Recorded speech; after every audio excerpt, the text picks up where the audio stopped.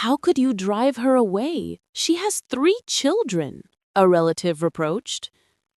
My mother always woke up early at 5 in the morning, but by 9 in the evening she was already nodding off, says Olia. A year and a half ago, her mother died of a heart attack. Olia recently turned 39. She is divorced. She has a daughter who is 15 years old. From her late mother, she inherited a 1-bedroom apartment in Moscow and a cozy dacha in the Moscow region. Her mother loved the land very much. She tended the dacha while Olia did not like country life. She always considered herself a purely city person. This year, Olia hired workers and they dug up all the garden beds. Then she sowed the entire area with lawn grass. But she did not have the heart to ruin her mother's flower garden and the children's playground. That playground was built by her grandfather when Olia was little. Later, Olia's daughter Nastya played on it. But now my daughter is already 15. Time flies. Before I know it, she'll get married and I'll have grandchildren. My grandfather put a lot of effort into it and built a solid children's playground. There was a sandbox, a slide, and swings. Grandfather loved little Olia very much. The playground was well cared for, and it was still in excellent condition. The swings were oiled, painted. A neighbor takes care of the flower garden. Olia arranged with her to pay for it. Financially, Olia lives well. She has a good salary. Her ex-husband still pays child support for their daughter.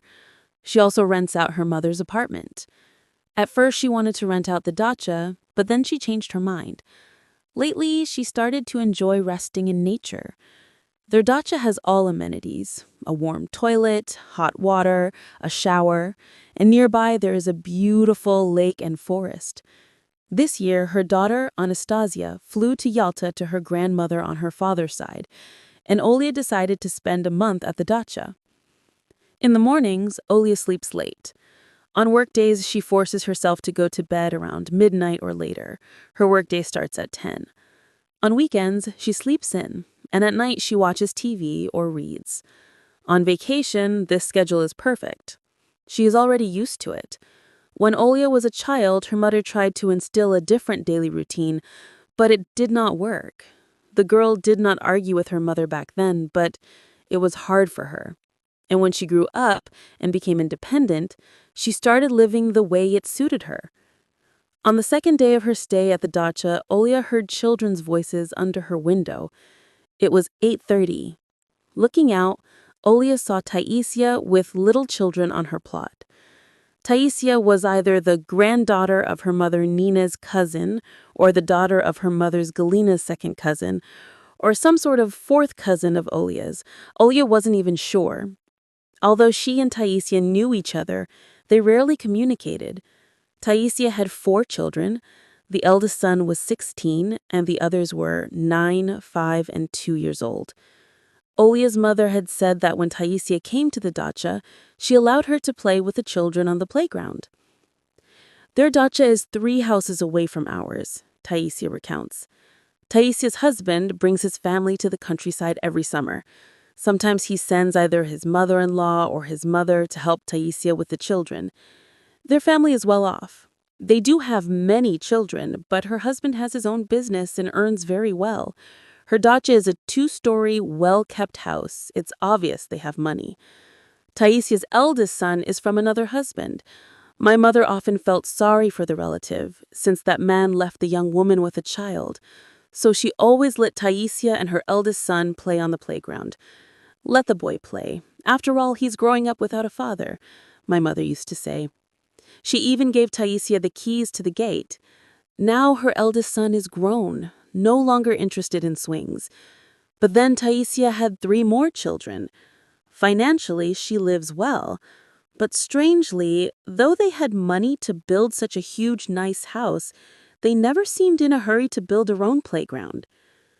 My mother always said, "I don't mind, let them use it, but I really don't mind," Olia recalls. "But I would like them to ask permission and not have children screaming under my windows when I'm asleep." That day, Olia's sleep was interrupted. She got up, made coffee, and went outside. "Oh, Olia, you're here," Taisia asked in surprise. Well, my car is right in the yard. She could not have missed it, Olia thought. Yes, I'm on vacation. You know, Taya, I go to bed late, around 2 o'clock, and therefore I wake up late. I wanted to warn you. Before you come to our playground, let me know, but not earlier than 11 in the morning. At that time, I am still asleep, especially since I'm on vacation, Olia said sternly. So late? Taya smiled, but fell silent under Olia's look. Olia was tired and not in the mood for jokes. All right, I apologize. From now on, I'll ask permission. Well, since we've already come, we'll play here. You're awake anyway, Taya said. The guests left at 10:30. The next day at 8:15, Olia's phone rang. Olia, I've been texting you for 10 minutes, but you didn't answer.